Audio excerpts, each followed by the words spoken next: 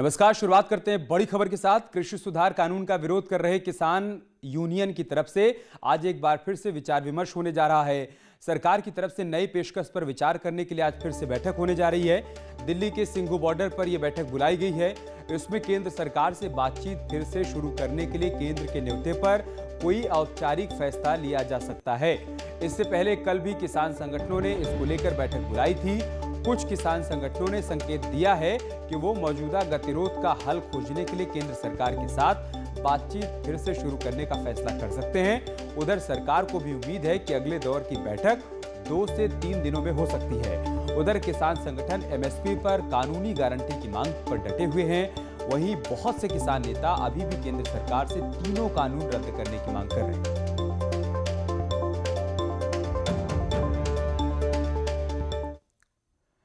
इधर भारतीय किसान यूनियन के राष्ट्रीय अध्यक्ष राकेश टिकैत ने किसानों को पैसे दिए जाने को लेकर सवाल उठाया है। उन्होंने कहा है कि ये तो सरकार की योजना है जिसके तहत ये पैसे दिए गए हैं। राकेश टिकैत अमरोहा से किसानों को दिल्ली ले जाने के लिए पहुंचे थे। उन्होंने किसानों के बहकाने के आरोपों को भी गलत बताया। उन्होंने ऐलान किया कि जब तक नया कृषि कानून वापस नहीं लिया जाएगा तब तक वो लोग दिल्ली बॉर्डर पर डटे रहेंगे। ये तो भारत सरकार की योजनाएं हैं। योजनाओं को आप इसमें गिनवाओगे तो मिलिट्री की कल ये तनख्वाह भी गिनवाएंगे, कल ये पुलिस की सैलरी भी गिनवाएंगे, कल ये जो कर्मचारी इनके ड्राइवर है उसकी भी गिनवाएंगे कि हमने कर्मचारी को इतना दिया। अरे ये तो आप दे रहे हो किसान को, इसको कहीं को गिनवाना है। इनको तो 24,000 रुपये एकड़ देने की बात हुई थी, आप तो इनको 6,000 रुपये पूरे किसान को दे रहे हो। हमने कहा कि घाटे की खेती करता है किसान पिछले 70 साल से, आप उसकी भरपाई करो ना। आप हमारा हिसाब किताब करो, हमको फसलों के भाव दो। आप हमें चाहिए ही नहीं। जो दिल्ली है वो ऊंचा सुनती है, तो एक महीने में भी नहीं सुना तो अगले महीने सुनेगी, जनवरी में सुनेगी। सुनना जरूर पड़ेगा। आगे के लिए क्या रणनीति? बिल वापसी लेने पड़ेंगे सरकार को, एमएसपी पे कानून बनाना पड़ेगा। जो पुरानी है ये सारी चीजों पर उसको सरकार को बात करनी पड़ेगी। भाई सरकार बिल वापसी नहीं लेती, हम घर वापसी नहीं जाते, दोनों का है। अब देख लेते। किसान आंदोलन के नाम पर उधम सिंह नगर में जमकर हंगामा हुआ। दिल्ली कूच करने के नाम पर किसानों ने पुलिस की बैरिकेडिंग पर ट्रैक्टर चढ़ा दिया, जिसमें कई पुलिसकर्मी जख्मी हो गए। उधम सिंह नगर के बाजपुर में किसान आंदोलन के नाम पर जमकर हंगामा हुआ।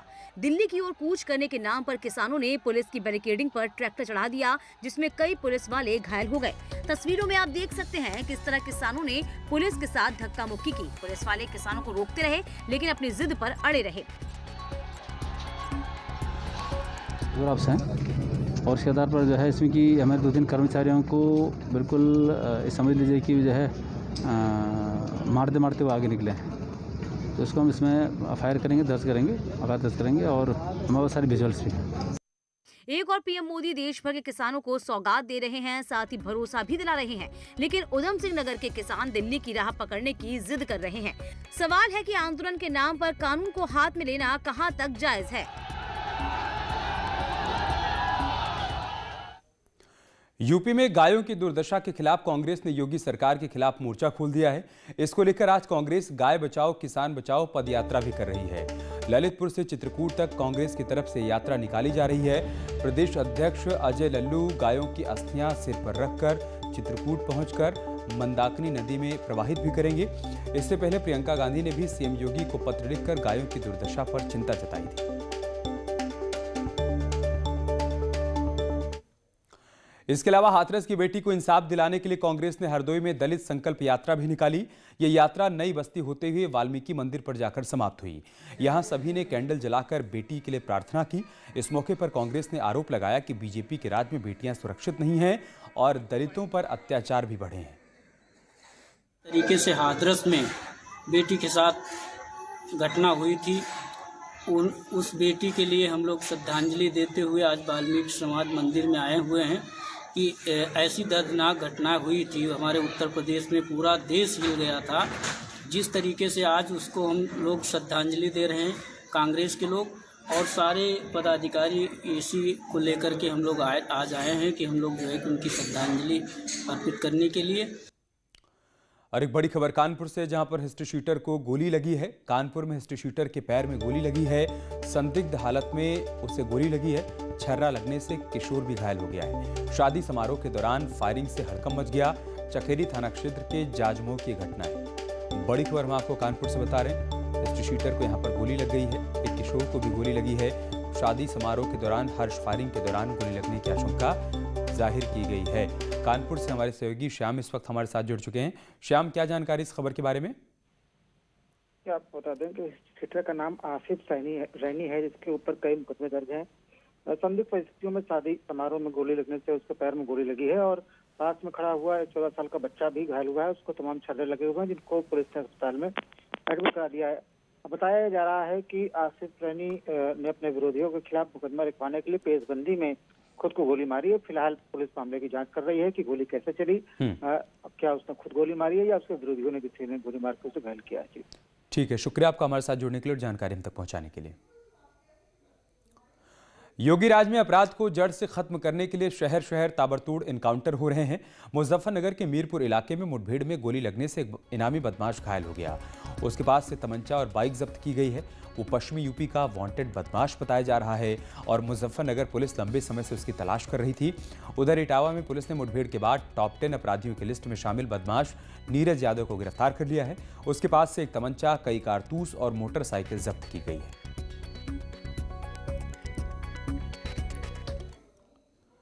और बात करते हैं एक बड़ी खबर की। लखनऊ में आईपीएस अरविंद सेन को भगौड़ा घोषित कर दिया गया है। उनके घर पर इस बारे में नोटिस भी चस्पा कर दिया गया है। आईपीएस के दरवाजे पर पुलिस ने डुगडुगी पिटवाई और नोटिस चिपकवाया।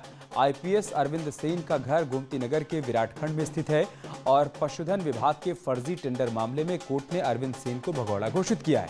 कोर्ट के आदेश पर हजरतगंज पुलिस ने यह कार्रवाई की है। उनके ऊपर 25,000 का इनाम भी घोषित किया गया है।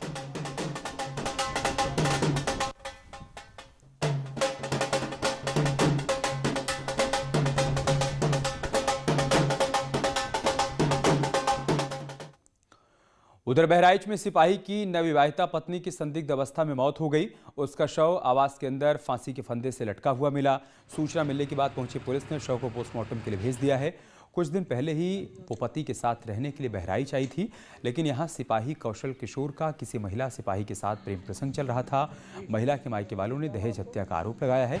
महिला के पिता की तहरीर पर पुलिस ने 6 लोगों पर दहेज हत्या का केस दर्ज कर लिया है और आरोपी सिपाही और उसके माता पिता को गिरफ्तार कर जेल भेज दिया गया है।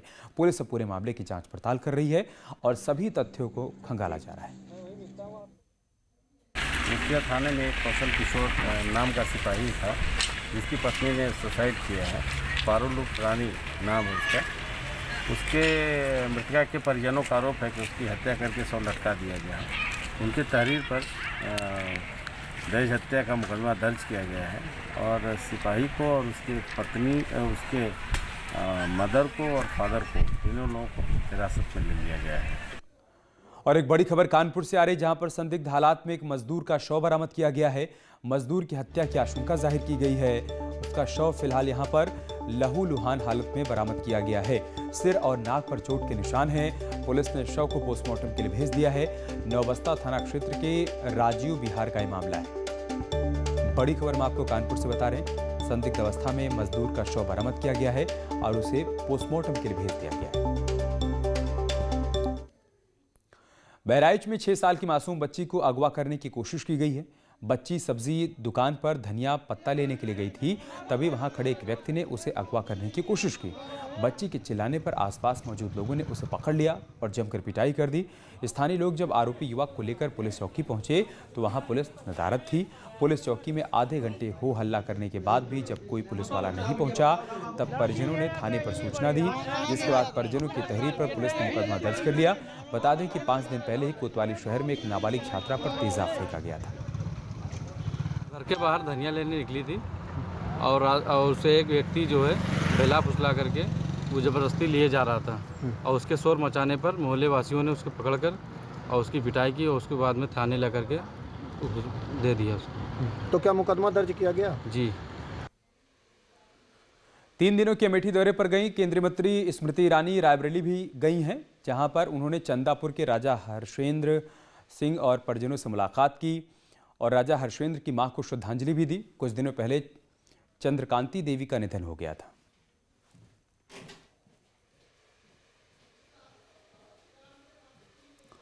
योगी सरकार दुधवा टाइगर रिजर्व को अंतर्राष्ट्रीय दर्जा दिलाने की कोशिश कर रही है और इसके लिए खाका भी तैयार कर लिया गया है। सरकार ने यहां सुविधाएं बढ़ाने के निर्देश भी दिए हैं। लखीमपुर खीरी में दुधवा टाइगर रिजर्व को अंतर्राष्ट्रीय दर्जा दिलाने के लिए योगी सरकार ने खाका तैयार कर लिया है।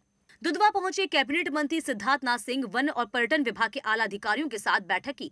हम लोग पर्यटक की दृष्टि से एक अंतर्राष्ट्रीय स्तर पर दुधवा, कतन्या और किशनपुर को डेवलप करना है, विकसित करना है। उसका पूरी एक रूपरेखा खींची जा रही है। इसके लिए कंसल्टेंट अपॉइंट करे गए हैं। इको टूरिज्म के क्षेत्र में दुधवा में सुविधाएं बढ़ाने के निर्देश भी दिए। दुधवा टाइगर रिजर्व के किशनपुरा करतनिया घाट को नए स्पॉट के रूप में विकसित करने की तैयारियां चल रही हैं। साथ ही दुधवा को हवा सेवाओं से जोड़ने पर काम चल रहा है। मुख्यमंत्री जी का जो सपना है कि उत्तर प्रदेश के अंदर एक अंतर्राष्ट्रीय एक वन पर्यटन की दृष्टि से या इको टूरिज्म की दृष्टि से एक बहुत अच्छा स्थल बने, जिसको हम लोग तैयार करें। यूपी में पर्यटन को बढ़ावा देने के लिए सरकार की ओर से कई बड़े प्रयास किए जा रहे हैं। देश विदेश के पर्यटकों को लुभाने के लिए यूपी सरकार की ओर से दुधवा को विकसित किया जा रहा है। कोरोना वैक्सीन अभी अपने देश में आई नहीं है, लेकिन इससे पहले ही इसको लेकर समाज के एक वर्ग में कंफ्यूजन की स्थिति पैदा हो गई है। अफवाहों का बाजार गर्म है और देवबंदी उलेमाओं को इसमें इंटरनेशनल साजिश नजर आ रही है। कोरोना वैक्सीन को लेकर मुस्लिम धर्म गुरुओं और उलेमाओं ने कंफ्यूजन की स्थिति बरकरार है।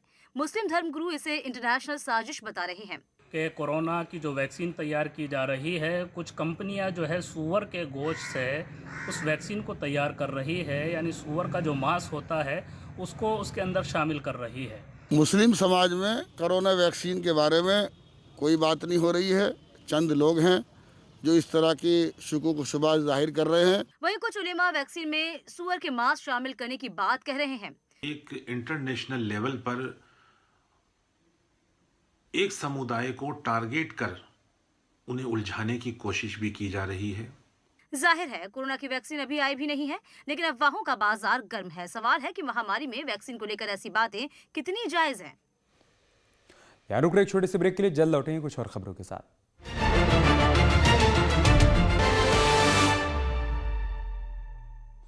स्वच्छ भारत अभियान सरकार ने खुले में शौच करने पर प्रतिबंध लगा रखा है, लेकिन आज भी बहुत से लोग बाहर गंदगी फैलाते हैं। ऐसे में जालौन नगर पालिका के कर्मियों ने लोगों को समझाने का अजीबोगरीब तरीका निकाला है। खुले में शौच करने वालों का ढोल नगाड़ों के साथ माला पहनाकर उनको सम्मानित करने के बहाने शर्मिंदा किया जा रहा है और साथ ही उन्हें खुले में शौच नहीं करने की हिदायत भी दी जा रही है।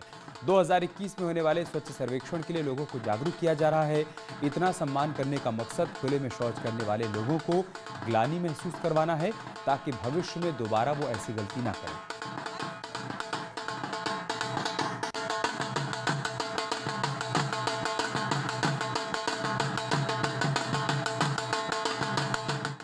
हमारे यहाँ स्वच्छ सर्वेक्षण 2020 में हमारा नगर पालिका प्रदेश में 15वां और जोन में जो है 12वां रैंक प्राप्त किया था। इसी सदस्य 2021 के लिए हमारे कर्मचारियों द्वारा लोगों को जागरूक किया जा रहा है कि बाहर में शौच न करें और उनको माल्यार्पण इसलिए पहनाया जाता है कि उनको कम से कम ग्लानि हो, उनको मतलब बेइज्जती करने के उद्देश्य नहीं, कि ग्लानि हो और भविष्य में उसमें सुधार करें, जिससे बाहर शौच करने से काफ़ी दिक्कतें होती हैं, बीमारियाँ फैलती हैं। उसी उद्देश्य से ढोल नगाड़ों के साथ जनता को जागरूक किया जा रहा है।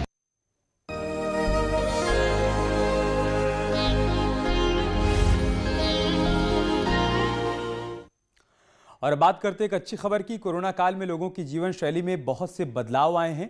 इन्हीं में से एक है ऑनलाइन ट्रांजैक्शन।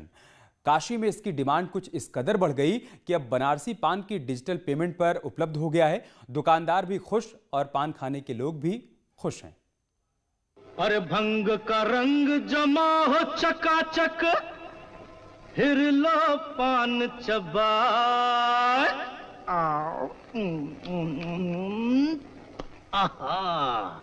अरे ऐसा झटका लगे जिया पे, पुनर्जन्म हो जाए। बनारसी पान की चर्चा देश के अलग अलग हिस्सों के साथ बॉलीवुड के गानों में भी खूब होती रही है। ओ खई के पान बनारस वाला, ओ खाई के पान बनारस वाला खुल जाए बंद अकल का ताला। ओ खाई के पान बनारस वाला खुल जाए बंद अकल का ताला। फिर तो शहर बनारस, जहां पान खाना नशा नहीं बल्कि शौक माना जाता है। साधारण बनारसी पान 5 से 10 रुपए के बीच मिलता है। ऐसे में फुटकर की समस्या हमेशा रहती है, लेकिन अब इस समस्या का भी समाधान मिल चुका है और समाधान निकला है डिजिटल पेमेंट के कारण। अब इन दुकानों पर यूपीआई कार्ड भी दिखने लगा है, क्योंकि कोरोना काल में लोग नगद लेन देन करने की जगह ऑनलाइन पेमेंट करना ज्यादा पसंद करते हैं। बनारसी पान की चर्चा पूरे दुनिया में होती है। चर्चा कुछ ऐसा है कि फिल्मी गाने भी इस पर बन चुके हैं, लेकिन अब बनारसी पान आधुनिकता की ओर बढ़ चुकी है। ऑनलाइन पेमेंट में पान खाने के शौकीन और दुकानदार सभी को खूब सुविधा हुई है।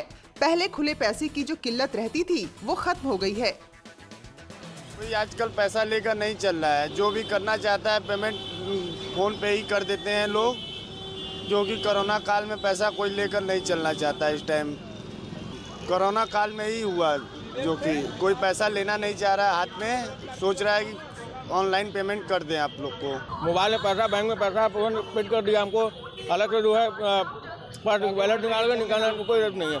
सारा काम मोबाइल पे है, सारा बैंक हमारा मोबाइल है। नोटबंदी के समय से ही प्रधानमंत्री मोदी डिजिटल पेमेंट पर काफी जोर दे रहे हैं। जब मोबाइल ही बैंक बन जाए तो ना तो नगद लेकर चलने का झंझट और ना ही कोरोना का डर। कहना है कि 5-10 रुपए जो फुटकर की जो परेशानी होती थी वो दूर हो गई है और इसलिए अब जो ऑनलाइन पेमेंट है वो उनके मोबाइल के जरिए हो गया है, चाहे वो पान को हो चाहे फिर कोई नाश्ता हो। रवि पांडे, न्यूज़ 18, वाराणसी।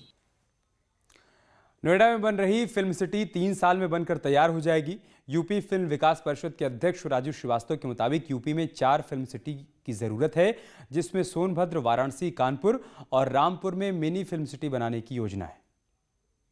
यूपी में वर्ल्ड लेवल फिल्म सिटी पर काम शुरू हो चुका है। यूपी फिल्म विकास परिषद के अध्यक्ष राजू श्रीवास्तव ने कहा कि नोएडा में 10,000 करोड़ की लागत से फिल्म सिटी बनेगी। 3 साल में बनकर तैयार होने वाली फिल्म सिटी आधुनिक और विश्व स्तरीय होगी।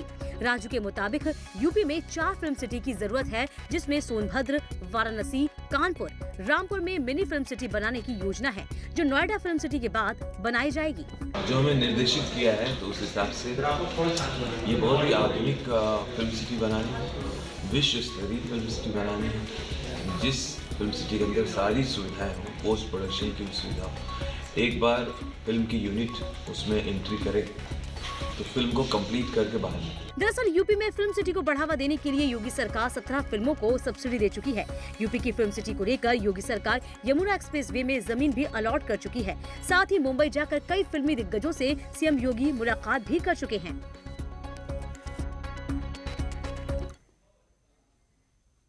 और फिल्म सिटी बनाने की दिशा में सरकार तेजी से आगे बढ़ रही है, ताकि जल्द से जल्द यहां पर फिल्मों की शूटिंग भी शुरू हो पाए। नए साल पर नए आगाज के साथ जियो स्टूडियो सिनेमा के दर्शकों के लिए एक बेहतरीन फिल्म लेकर आ रहा है। इस फिल्म में दर्शकों को मेलोडी, ड्रामा और एंटरटेनमेंट का भरपूर तड़का मिलने वाला है। जियो स्टूडियोज ने हिंदी सिनेमा के सभी दर्शकों को अपनी नई फिल्म का न्योता भेजा है। नए साल पर जश्न की पार्टी के साथ साल 2021 के पहले दिन देश के सभी सिनेमा घरों में होने जा रही बेहतरीन फिल्म के रिलीज का है। जियो स्टूडियोज देश की तीसरी सबसे बड़ी फिल्म बनाने वाली कंपनी है, जिसने कोरोना महामारी के बीच अपनी किसी फिल्म को देश के सिनेमा घरों में रिलीज करने का फैसला किया है। और इस फिल्म का नाम है राम प्रसाद की 13वीं। रात का खाना खाया अच्छा भला, पियानो अच्छा भला सुना, फिर हम रसोई में चले गए, वो तो पियानो पे ही गिर पड़े। हम तो सबसे पहले। और चलिए इसके साथ इस बुलेटिन में इतना ही। खबरें जारी हैं, आप बने रहिए हमारे साथ। नमस्कार।